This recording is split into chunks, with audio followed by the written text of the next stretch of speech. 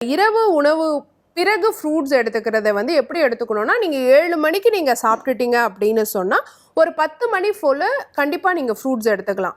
அதுவே நீங்கள் 9 மணிக்கு சாப்பிட்டுட்டு 9:15க்கே ஒரு ஃப்ரூட் எடுக்கிறீங்கன்னா கண்டிப்பாக அடுத்த நாள் வந்து அஜீரண கோளாறை உருவாக்கும் அப்படிங்கிறத நம்ம தெரிஞ்சுக்கணும்.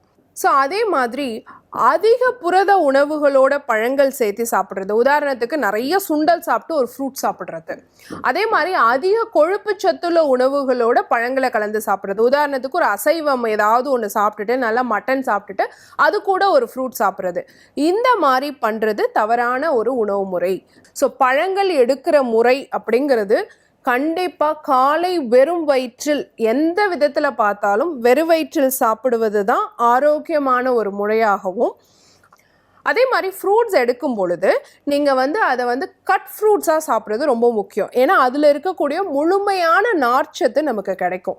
அதுவே நீங்கள் ஃப்ரூட் ஜூஸாக எடுத்துட்டீங்க அப்படின்னு சொன்னால் அதில் இருக்கக்கூடிய நார்ச்சத்தினுடைய பலன்கள் நமக்கு கிடைக்காம போயிடும்.